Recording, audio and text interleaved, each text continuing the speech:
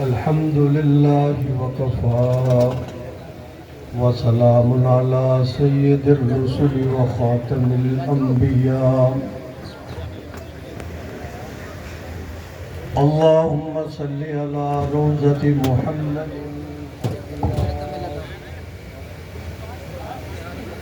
وصل على بلد محمد في البلاد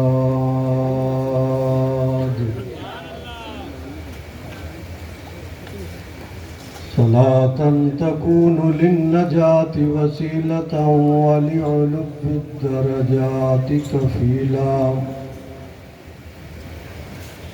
صلاة تهل بها العقد وتفرج بها القرب يا رب صل وسلم دائما أبدا على حبيبك خير الخلق كلهم أما بعد فأعوذ بالله من الشيطان الرجيم بسم الله الرحمن الرحيم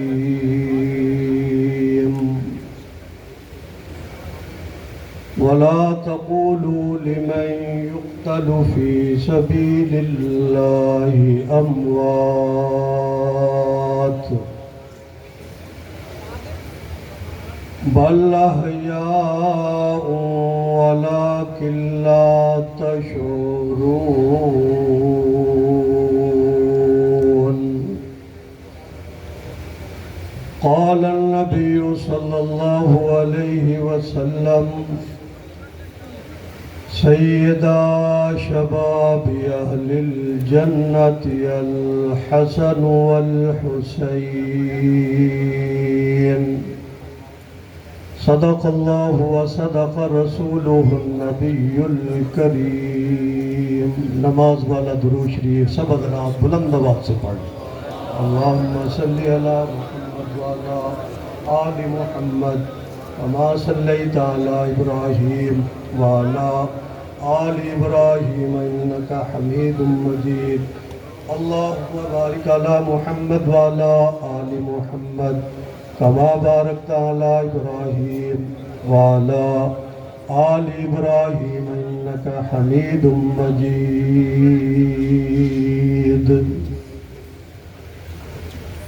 قابل صد احترام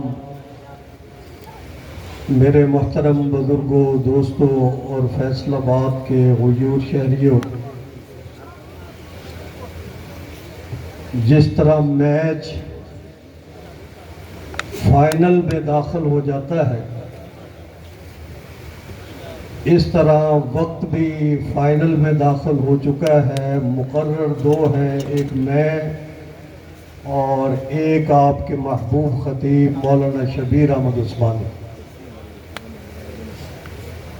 مجھ سے قبل مولانا طاہر اشرفی صاحب نے بھی مولانا علامہ شاہ نواز فاروقی صاحب نے بھی اور سارے جتنے بھی ہمارے مقرر ہیں الحمدللہ بہت ہی آسن انداز سے عظمت صحابہ اور اہل بیت بیان کی ہے یہ کانفرنس آج سے 62 سال پہلے آج سے یعنی 1962 میں اس کانفرنس کا آغاز میرے والد محترم حضرت مولانا محمد ضیاء القاسمی رحمۃ اللہ علیہ نے کیا اور آج یہ 64ویں سالانہ کانفرنس ہے سب کو الحمدللہ 62 میں آغاز ہوا اور 64ویں یہ کانفرنس ہے اس کانفرنس کے بانی بھی جنت میں پہنچ گئے اور ان کے جو یہاں رفقا تھے الحاج حاجی محمد اکرم بیگ صاحب حافظ محمد سلیم صاحب حافظ اسحاق صاحب محترم جاوید صاحب شیخ الحدیث مولانا فضل امین صاحب رحمۃ اللہ علیہ اور حافظ اسحاق صاحب بغدادی صاحب یہ سب حضرت کے رفقا تھے اللہ ان سب کی قبروں کو منور فرمائے اور انجمن مدنیہ حنفیہ جس کے اس وقت سرپرستی مولانا محمد یوسف صاحب فرما رہے ہیں، جو اس مسجد کے خطیب ہیں، ان کے ساتھ اسحاق صاحب کے بیٹے عبداللہ بھی ہیں، چودھری یونس گجر بھی ہیں، شہزاد بھی ہیں، یہ حضرات، ان کے لیے بھی میں دعا گو ہوں، اللہ تعالیٰ ان کو سلامتی عطا فرمائے۔ صادق صاحب بھی ہیں، اور اسی طرح مرکزی علماء کونسل ضلع فیصل آباد سٹی کے مولانا الطاف اللہ فاروقی صاحب اپنے رفقاء کے ساتھ آئے، ضلعی صدر مولانا نعیم طلحہ صاحب اپنے رفقاء کے ہمراہ تشریف لائے، ڈویژنل صدر مولانا عابد فاروقی صاحب اپنے رفقاء کے ہمراہ تشریف لائے، اور شیخ الحدیث مولانا مفتی محمد طیب صاحب امدادیہ سے تشریف لائے، شیخ الحدیث مولانا عزیز الرحمن رحیبی صاحب دارالقرآن سے تشریف لائے۔ تو میں یہ سمجھتا ہوں کہ ان علماء کی سرپرستی اس وقت جو ہم سب کی یہ کر رہے ہیں، اللہ رب العزت ان سب کو جزائے خیر عطا فرمائے، آمین زور سے کہیں۔ ہم نے ماضی میں 2000 سے پہلے اس جلسے کی کانفرنسیں اور پروگرام اس زمانے کے دیکھے۔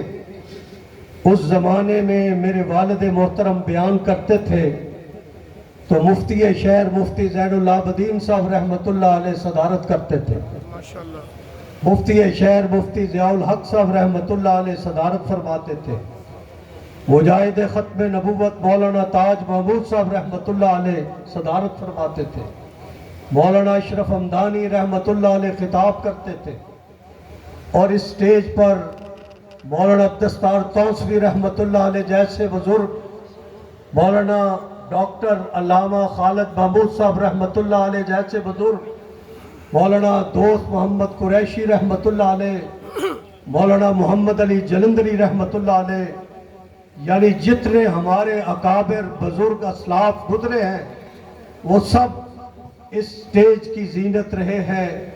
آج ان کے لگائے ہوئے پودوں کو ضیاء القاسمی کے جانشین نے بھی زندہ رکھا ہے، ضیاء القاسمی کے ان روحانی فرزندوں نے بھی زندہ رکھا ہے۔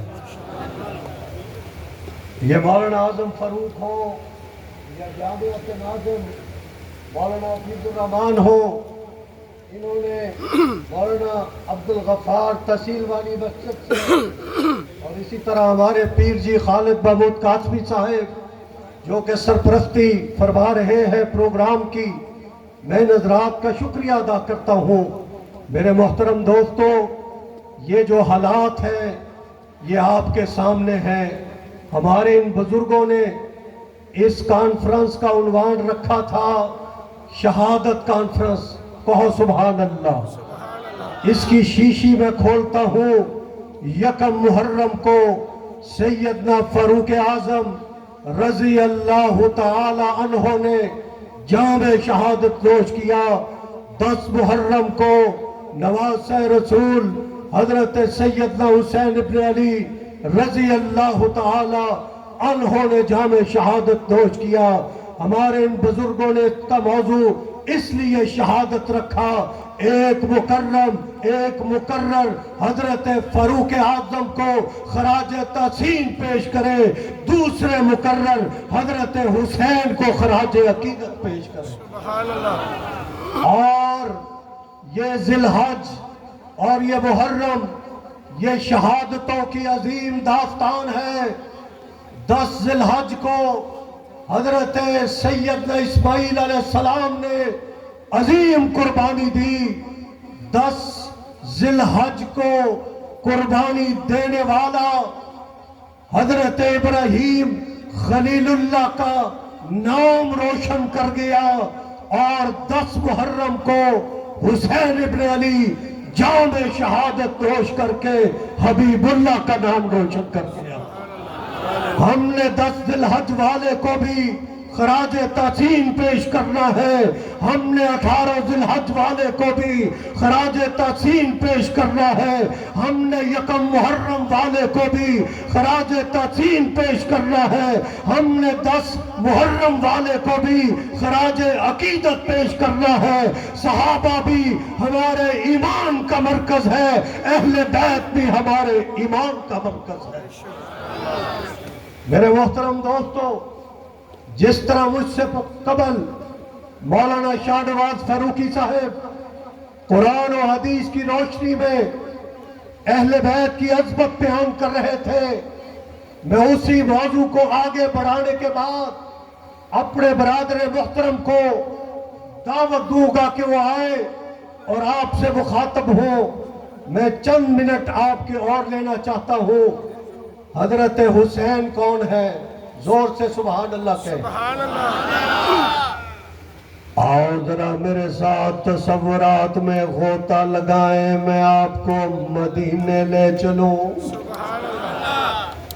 سرکار دو عالم صلی اللہ علیہ وسلم مسجد نبوی میں ممبر پر خطبہ ارشاد فرما رہے تھے، سامنے سے حضرت حسن حسین تشریف لے آئے۔ یہ دونوں معصوم بچے کھیلتے کھیلتے گر گئے۔ رسول اللہ صلی اللہ علیہ وسلم نے اپنا خطبہ چھوڑ کے ان شہزادوں کو اپنے سینے سے لگا لیا۔ فیصل آباد والوں، جس طرح رسول اللہ صلی اللہ علیہ وسلم نے ان شہزادوں کو اپنے سینے کے ساتھ لگایا تھا، اسی طرح آپ بھی حضرت حسن کو اپنے سینے کے ساتھ لگائے، اسی طرح حضرت حسین کو اپنے سینے کے ساتھ لگائے۔ اہل بیت بھی ہمارے ایمان کا مرکز ہے، صحابہ بھی ہمارے ایمان کا مرکز ہے۔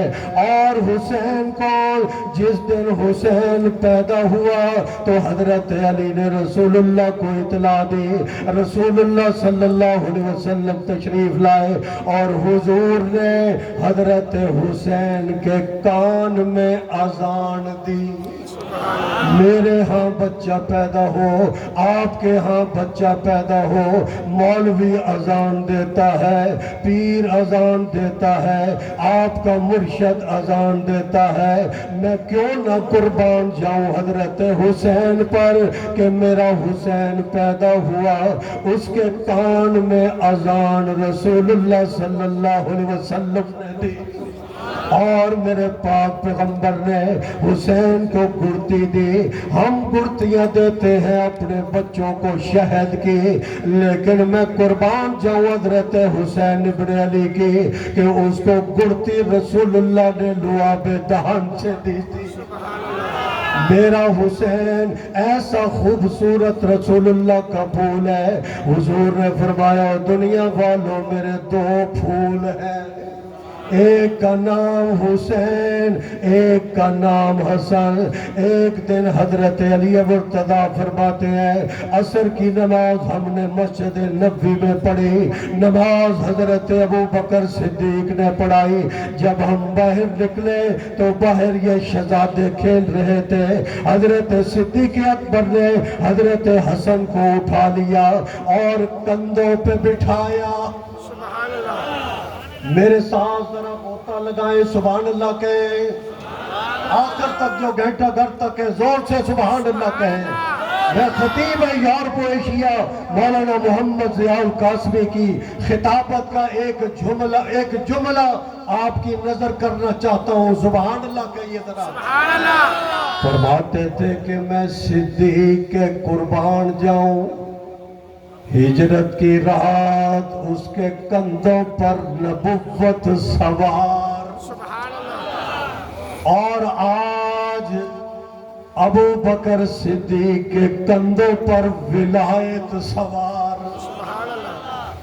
اور ولایت سوار کرانے والا بھی اللہ اور نبوت بھی ابو بکر کے کندھوں پہ بٹھانے والا بھی اللہ۔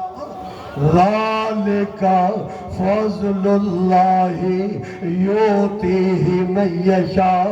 میرے دوستو، خطبہ، مقررین، واعظین، میں آپ سے گزارش کرنا چاہتا ہوں، جو تعلق خلفائے راشدین کا اہل بیت کے ساتھ تھا اس کو بیان کرے۔ میرا ابو بکر حسین سے محبت کرتا تھا، میرا فاروق اعظم حسن سے محبت کرتا تھا، میرا عثمان غنی حسین سے محبت کرتا تھا، میرا علی مرتضیٰ اہل بیت سے محبت کرتا تھا، میری فاطمہ عائشہ سے محبت کرتی تھی، اور اہل بیت خلفائے راشدین سے محبت کرتے تھے۔ خلفائے راشدین اہل بیت سے محبت کرتے تھے۔ اہل بیت کون ہے؟ جن کے بارے میں قرآن بھی کہتا ہے انما یرید اللہ لیذہب عنکم الرجس اہل البیت ویطہرکم تطہیرا۔ اور اسی طرح رسول اللہ صلی اللہ علیہ وسلم نے فرمایا قُل لَا أَسْأَلُكُمْ عَلَيْهِ أَجْرًا إِلَّا الْمَوَدَّةَ فِي الْقُرْبَى۔ اور دنیا والوں میں آپ سے کچھ نہیں مانگتا، صرف اپنے اہل بیت کی محبت مانگتا ہوں۔ حضرت عمر کا زمانہ آیا، انہوں نے بدری صحابہ کو جتنے وظیفے مقرر کیے تھے اتنے ہی وظیفے ان دونوں شہزادوں کے مقرر کر دیے۔ حالانکہ حضرت حسین بدر میں نہیں گئے، حالانکہ حضرت حسین، حضرت حسن بدر میں نہیں گئے، مگر میں قربان جاؤں حضرت فاروق اعظم کی محبت پر کہ وہ اہل بیت سے محبت کرتے تھے، حسنین کریمین سے محبت کرتے تھے، بی بی فاطمہ سے محبت کرتے تھے، حضرت علی سے محبت کرتے تھے۔ بدری صحابہ جتنا وظیفہ ان شہزادوں کا مقرر کر دیا۔ پھر چادریں آئیں فتوحات سے، تو حضرت عمر نے دیکھی چادریں فتوحات میں جو آئیں، اس میں حضرت عمر کو چادر پسند نہ آئی کہ جو میں حضرت حسین کو دوں۔ دوبارہ یمن میں بھیجا قاصد کو کہ یمنی چادر خوبصورت لاؤ، ایسی چادر لاؤ جب یہ میرے شہزادے پہنے تو جس طرح رسول نے فرمایا کہ یہ میرے دو پھول ہیں، اس چادر میں جب یہ مجھے نظر آئے تو مجھے اسی طرح یہ پھول چمکتے نظر آئے۔ تو میرے محترم دوستو، ہم نے صحابہ کا بھی تحفظ کرنا ہے، اہل بیت کا بھی تحفظ کرنا ہے۔ جس طرح یہ اسٹیج پر پیغام پاکستان کا ذکر ہے، خلفائے راشدین کا ذکر ہے، صحابہ کا ذکر ہے، اہل بیت کا ذکر ہے، اور اس طرح میسج بھی جس طرح مجھ سے پہلے دوستوں نے دیا کہ ہم نے تحفظ کرنا ہے۔ اب تحفظ کے طریقے بدل چکے ہیں۔ ہم نے نچلے لیول سے لے کر وفاق کے لیولوں تک یہ بات طے کروا لی ہے کہ پاکستان میں مقدس ہستیاں، خلفائے راشدین، صحابہ، ازواج مطہرات، اہل بیت، آئمہ، اور یہ سب ایمان کا حصہ ہے۔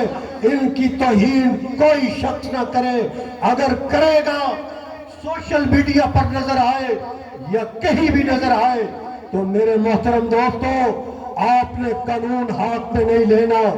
پہلا زمانہ ختم ہو چکا ہے۔ اب آپ 15 پہ کال کریں۔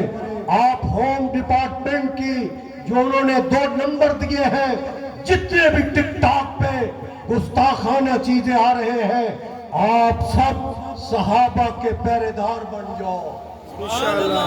بڑھو گے؟ ہاتھ کھڑے کرو۔ اگر کوئی گستاخانہ مواد دیکھو گے اطلاع کرو گے۔